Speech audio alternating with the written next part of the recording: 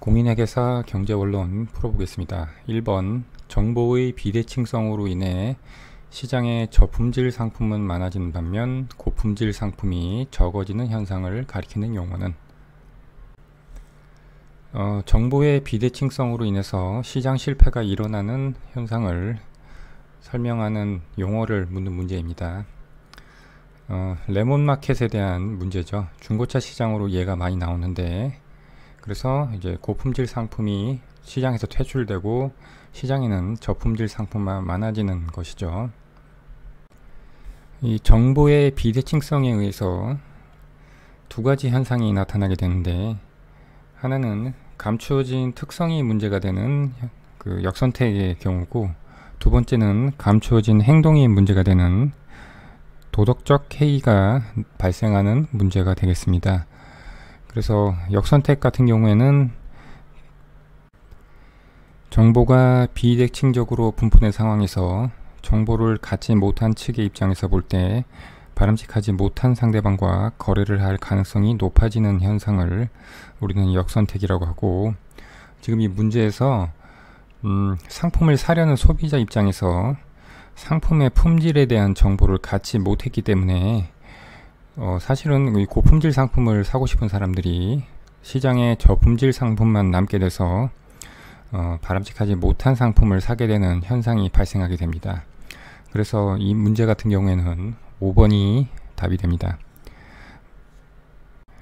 나머지 보기들도 간단하게 한번 살펴보겠습니다. 1번의 무지의 장막이라는 것은 재정학의 소득분배 이론에 가면 분배의 정의에 대한 그런 이론들이 나와 있는데, 롤즈라는 그 철학자가 최소 극대화 원칙이라고 해서 사회에서 가장 못 사는 사람들에게 가장 큰 이득이 돌아가도록 사회의 기본 구조를 짜야 된다는 최소 극대화의 원칙을 주장한 철학자가 있는데, 이 사람이 우리가 처해져 있는 상황을 원초적 상황이라고 가정을 했고, 이 원초적 상황에서는 모든 사람이 무지의 장막이라는 것에 가려져서 장래가 어떻게 될지를 모르고 있는 상태로 살고 있다고 했습니다.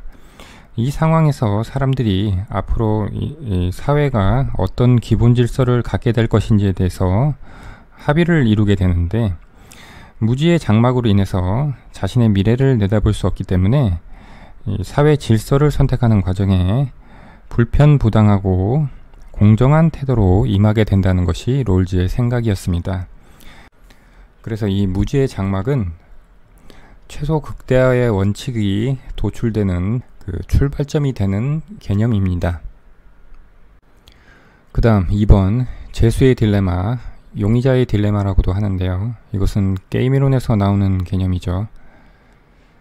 두 명의 죄수가 두 가지의 전략을 사용할 수 있는 동시 게임의 상황에 처해져 있습니다. 범죄를 자백하거나 범죄를 부인하는 두 가지의 전략을 취할 수 있는 상황에 처해져 있는데, 이 게임은 동시 게임이면서 한 번만 행해진다고 가정이 되어 있고, 두 죄수 간에는 상호 의사 전달이 불가능한, 즉 협조가 불가능한 상황에 처해져 있습니다. 이런 상황에서 둘 다 범행을 부인하는 것이 둘에게 더 파레토 효율적인 결과를 가져다 주지만, 앞에서 설명한 그 서로 협조가 불가능하고 게임이 한 번만 발생한다는 그러한 조건 하에서 둘 다 자백을 하는 것이 우월 전략이 돼서 그것이 곧 내시균형이 되는 그러한 파레토 효율적이지 못한 결과를 초래하는 것이 이 죄수의 딜레마라는 상황입니다. 그 다음 3번 무임승차자 문제. 이것은 공공재에서 나오는 개념이죠. 공공재라고 하는 것은 사적재와 다르게 소비에 있어서 비경합성과 배제 불가능성을 가지고 있는데, 비경합성이라는 것은 어떤 사람이 공공재의 소비에 참여한다고 해서 다른 사람의 그 공공재에 대한 소비 가능성이 줄어들지 않는다는 것을 의미합니다. 즉, 어떤 사람이 추가적으로 공공재 소비에 참여해도 이로 인해서 혼잡의 문제가 전혀 발생하지 않는다는 것을 뜻합니다. 그래서 어떤 소비자가 추가적으로 공공재 소비에 참여할 때 발생하는 한계 비용이 0이 됩니다. 그 다음 두 번째 특성은 배제 불가능성인데, 이것은 대가를 치르지도 않고 공공재를 소비하려는 사람을 배제할 수 없다는 특성입니다. 이 배제 불가능성 때문에 공공재에 대해서 양의 가격을 매길 수가 없습니다. 즉, 대가를 치르지도 않고 공공재를 소비하려는 사람, 이 사람을 무임승차자라고 하는데, 이 무임승차자를 막을 수가 없다는 것이 바로 공공재의 두 번째 특징입니다. 그 다음 4번 공유지의 비극. 이것은 외부성에서 나오는 개념이죠.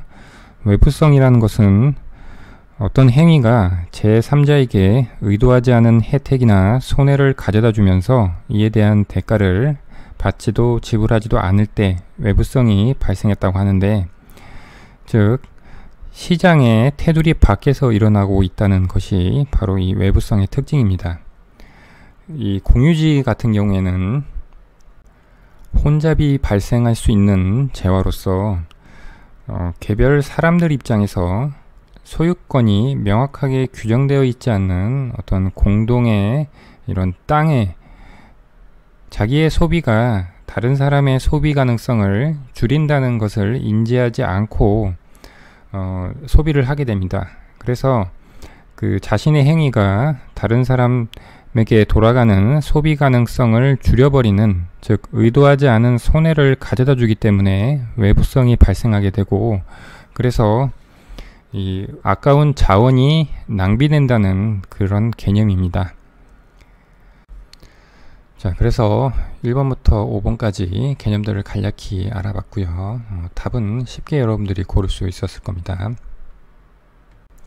2번, A는 자신의 소득을 모두 사용하여 X제와 Y제만을 소비하고 이를 통해 효용을 얻는다.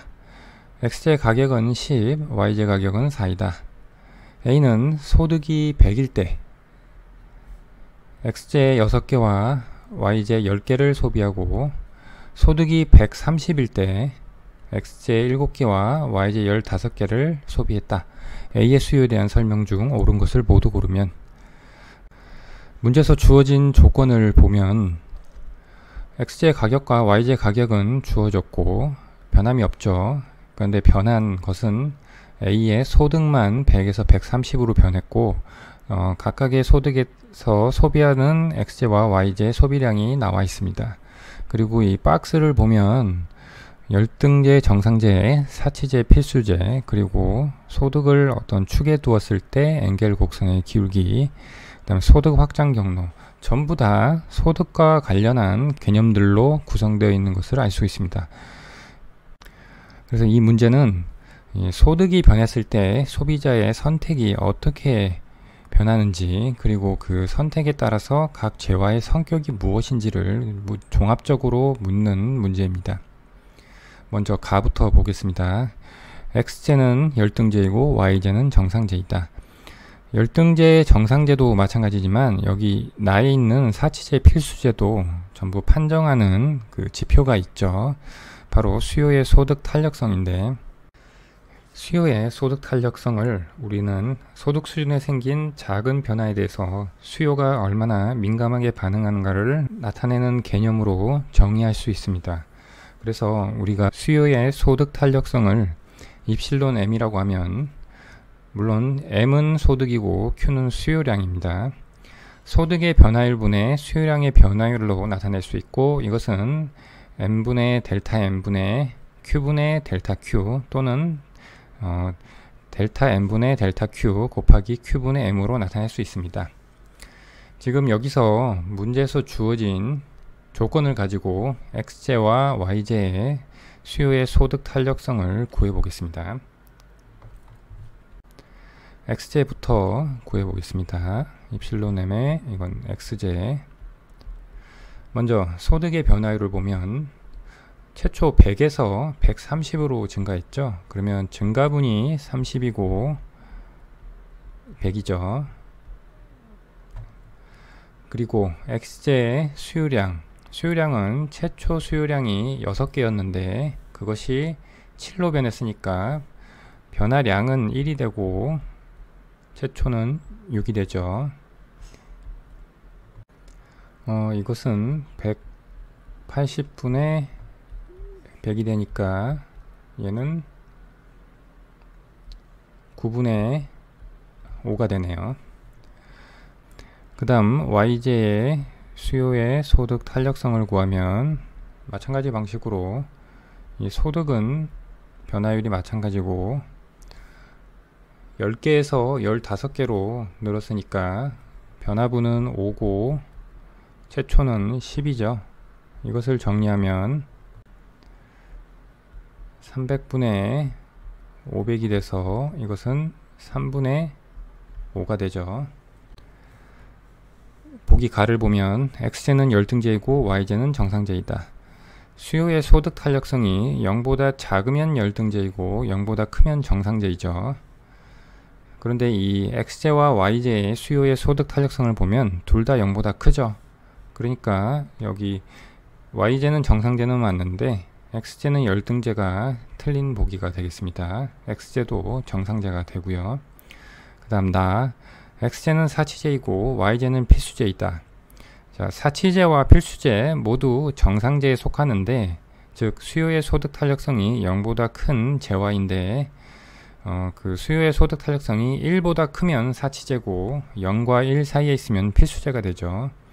x제를 보겠습니다. x제는 9분의 5로 수요의 소득 탄력성이 1보다 작죠. 그러면 얘는 필수제가 되고 y제는 3분의 5로 1보다 크죠. 그럼 얘는 사치제가 됩니다. 그런데 이 보기는 x제와 y제를 거꾸로 서술하고 있습니다. x제가 필수제고 y제가 사치제가 되죠. 그래서 나는 틀렸고 그 다음 다를 보겠습니다. 다 소득을 세로축에 두었을 때 x제의 엥겔 곡선 기울기는 y제보다 더 가파르다. 이 엥겔 곡선이라는 것은 제와의 상대 가격이 일정하게 유지된 상태에서 소득과 이 제와의 소비량 간의 관계를 나타내는 곡선입니다. 지금 문제에서 제와 가격은 일정하게 유지되고 있죠. 그러면 이 소득을 세로축에 두고 x제의 소비량과 y제의 소비량을 찍어보면 되겠죠. 자, 엥겔 곡선을 한번 그려봤습니다. 소득을 세로축에 두고 가로축을 x제와 y제의 소비량이라고 했을 때 소득이 100일 때 최초에 x제는 6개, y제는 10개를 소비했고요. 소득이 130일 때 x제는 7개, y제는 15개를 소비하는 점을 찍어서 그 점을 이렇게 연결을 했습니다. 이것은 직선이라는 보장은 없습니다. 우리에게 주어진 정보는 이 두 점, y제도 2점, x제도 2점이라는 정보밖에 안 주어졌기 때문에 그래서 이렇게 엥겔 곡선을 그리면 x제의 엥겔 곡선 기울기가 y제보다 더 가파른 것을 알 수가 있습니다. 그래서 다는 맞는 보기고요. 이 x제의 기울기가 가파른 것은 우리가 앞에서 구한 이 소득 탄력성을 가지고 봐도 생각을 해볼 수 있습니다. 소득이 똑같이 100에서 130으로 늘을 때 소비량이 y제가 더 많이 늘려면 y제가 더 완만해야 되겠죠. 즉 수요의 소득 탄력성이 y제가 더 컸기 때문에 y제가 더 완만하게 나와야 되겠죠. 그래서 이렇게 기울기가 이런 모습을 보이게 되겠습니다. 보기라 소득 확장 경로는 우상향한다. 소득 확장 경로는 역시 제와의 상대 가격이 일정할 때 소득이 변함에 따라서 소비자 선택점을 연결한 곡선을 의미하는데 제와 평면, x제와 y제 평면에 그린 그래프를 의미합니다. 자, 소득 소비 곡선을 한번 그려봤습니다. x제와 y제 평면에서 지금 예산선이 있고 예산선은 우리가 pxx 플러스 pyy는 m인데 문제에서 x의 가격과 y제 가격이 각각 10과 4로 주어졌죠. 그리고 소득은 100일대와 130일대로 나눠지니까 100일대와 130일대로 해서 각각의 x제가 0일대, y제가 0일대 해서 y절편, x절편을 구한 다음에 그것을 이렇게 직선으로 예산선을 그려봤습니다. 그래서 이 안쪽에 있는 것이 소득이 100일대 예산선이고요. 바깥쪽에 있는 것이 소득이 130일대의 예산선입니다.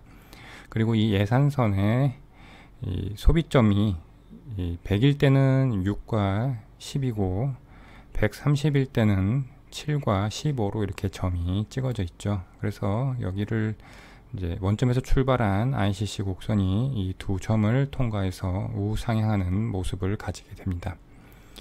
그래서 라도 맞는 보기가 되겠습니다. 그러면 옳은 것을 모두 고르라고 했으니까 아까 가 나는 다 틀렸으니까 다 라가 답이죠. 그래서 5번이 답이 되겠습니다.